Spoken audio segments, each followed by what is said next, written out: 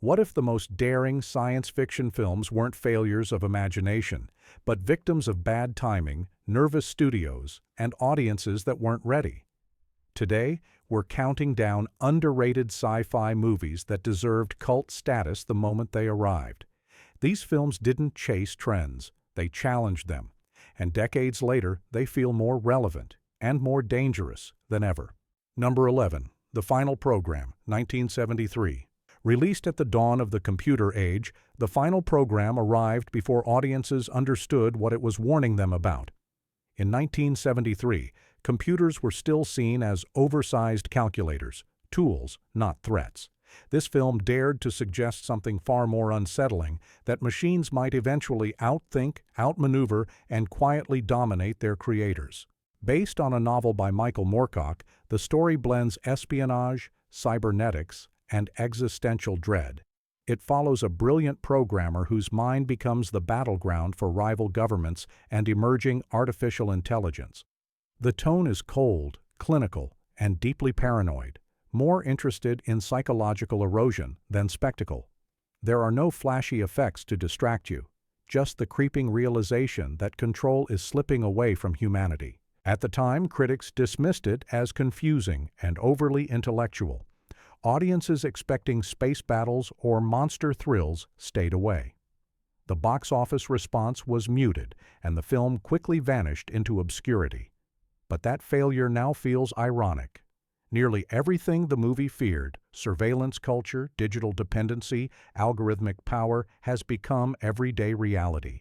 Number 10. Hardware, 1990. When Hardware hit theaters in 1990, it was too aggressive, too grimy, and too nihilistic for mainstream sci-fi audiences.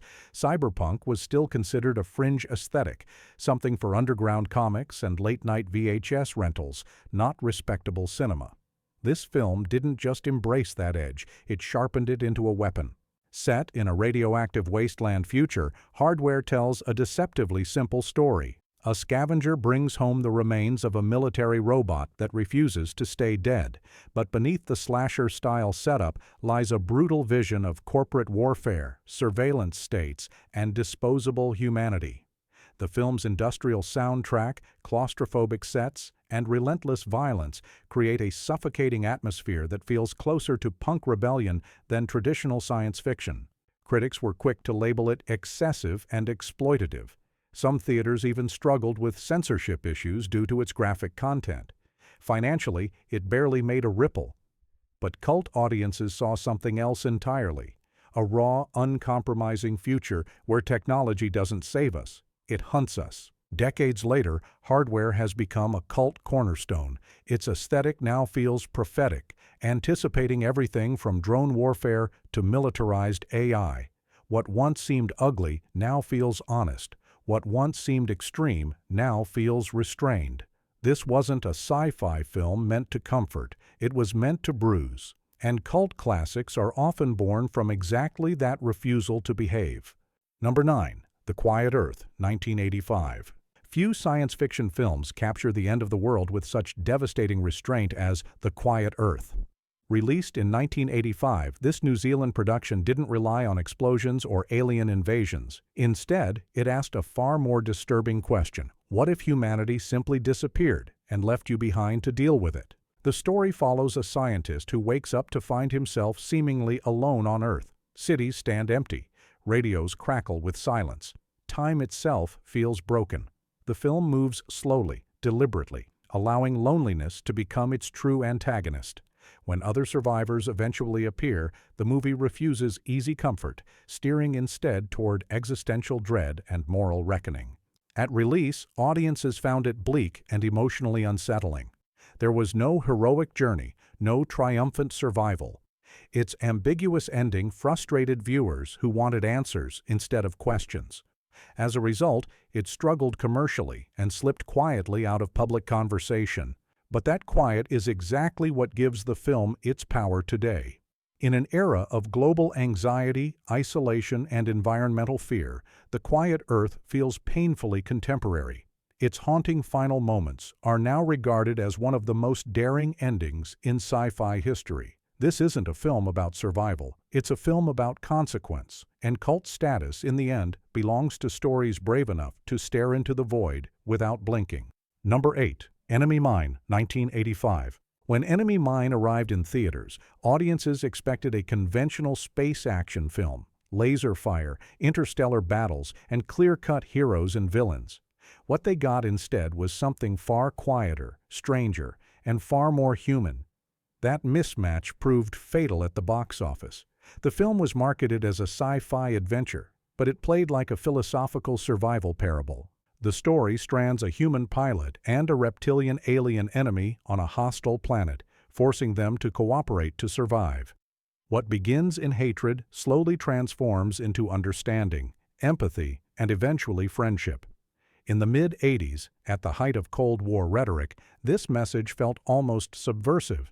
Audiences conditioned for Reagan-era triumphalism weren't eager for a film that suggested enemies might simply be misunderstood neighbors shaped by different cultures. Production troubles and studio interference didn't help. The movie was delayed, re-edited, and released with muted confidence. Critics called it slow. Viewers called it sentimental. And just like that, it vanished. Decades later, Enemy Mine has been reclaimed as one of science fiction's most quietly radical statements. Its themes of cross-cultural empathy, inherited hatred, and shared survival feel timeless. Number 7. Outland, 1981. Outland made one critical mistake in 1981. It arrived the same year audiences were being dazzled by colorful mythic science fiction. Instead of fantasy, Outland delivered industrial realism. Instead of wonder, it offered exhaustion, corruption, and moral rot. The result was commercial disappointment, but artistic endurance. Set on a bleak mining colony on Jupiter's moon Io, the film transplants the structure of a classic Western into deep space. Sean Connery plays a weary lawman uncovering a corporate conspiracy that treats human lives as expendable resources. The science fiction here isn't about distant futures. It's about labor exploitation, workplace addiction, and profit-driven indifference. At the time, critics labeled it derivative, dismissing it as high noon in space. But that comparison misses the point. Outland wasn't hiding its influences. It was using them to expose how little changes when power and money are involved. The grimy sets, constant machinery noise, and suffocating atmosphere feel closer to modern sci-fi realism than the glossy visions that dominated the era. Today, Outland is praised for its authenticity. Its depiction of space as a dangerous workplace rather than a playground feels eerily plausible. This is science fiction for adults, unromantic, unforgiving, and grounded. It didn't fail because it lacked imagination. It failed because it refused escapism. Date number 6. Zardoz, 1974. Few science fiction films have been mocked as relentlessly or misunderstood as deeply as Zardoz. Released in 1974, it baffled critics, confused audiences, and became a punchline almost overnight. A floating stone head? Immortal elites? Sean Connery in a red loincloth? For many viewers, it was simply too strange to take seriously. But beneath the bizarre imagery lies a film far more thoughtful than its reputation suggests. Zardoz explores class division, stagnation, and the psychological cost of immortality. The so-called civilized elite live forever, but without purpose, passion, or growth. Violence is outsourced, death is forbidden, and humanity slowly decays under the weight of eternal comfort. At the time, the film's symbolism was dismissed as pretentious nonsense. The marketing leaned into spectacle rather than philosophy, guaranteeing disappointment. Financially, it struggled. Culturally, it was ridiculed. Yet cult audiences eventually saw what mainstream viewers missed. Zardoz isn't ridiculous. It's confrontational. It dares to suggest that comfort can be as destructive as violence, and that immortality may be humanity's most terrifying nightmare. Its imagery lingers because it refuses to explain itself. And that refusal, bold, messy, and unapologetic, is exactly how cult legends are born. Number 5. The Andromeda Strain, 1971. When the Andromeda Strain arrived, it didn't behave like a science fiction movie at all, and that was its problem. No heroes with blasters, no aliens you could see, no rousing speeches. Instead, it delivered sterile rooms, clipped dialogue, and the cold logic of scientific procedure. Audiences expecting spectacle were met with silence, microscopes, and countdown clocks. Many walked away unmoved. Some walked out. Based on Michael Crichton's novel, the film follows scientists racing to contain a deadly extraterrestrial microorganism. The tension comes not from action, but from process. Wrong hypotheses, failed protocols, and human error under pressure. The film treats science not as magic, but as fragile, fallible, and terrifyingly indifferent to human hopes. At the time, critics found it dry and emotionally distant. Box office returns were respectable but far from explosive, and the movie quickly faded behind flashier sci-fi titles of the era. Yet what once felt cold now feels disturbingly realistic. The procedural tone mirrors modern crisis response, pandemic anxiety, and institutional paralysis with chilling accuracy. Today, the Andromeda Strain is hailed as one of the most authentic science fiction thrillers ever made. Its restraint has aged into credibility. Its fear feels earned. Cult audiences now recognize it as a film that trusted intelligence over adrenaline and paid the price early, only to be vindicated decades later. Number 4. Dark Star, 1974. Dark Star began as a student film and ended up becoming one of the strangest existential comedies ever launched into space. When it expanded to feature length, few knew what to do with it. Science fiction wasn't supposed to be this bored, or this absurd, or this openly nihilistic. The film follows astronauts on a decades-long mission so monotonous that their greatest enemy is not alien life, but the crushing weight of meaninglessness. Intelligent bombs suffer existential crises. Crew members argue about philosophy while drifting through the void. It's funny, yes, but also quietly disturbing. Audiences at the time didn't know whether to laugh or leave. Critics were split. The box office barely noticed it. Yet buried beneath the jokes is a radical idea that space exploration might not elevate humanity. It might expose its emptiness. Decades later, Dark Star reads like a precursor to modern sci-fi pessimism. Its influence can be traced through everything from Alien to contemporary cosmic horror. Cult fans cherish it not for polish, but for honesty. This wasn't science fiction about triumph. It was about entropy. And it slipped past the mainstream precisely because it refused to pretend otherwise. Number 3. Silent Running, 1972. In 1972, Silent Running dared to suggest something radical, that humanity might destroy Earth not through war, but through neglect.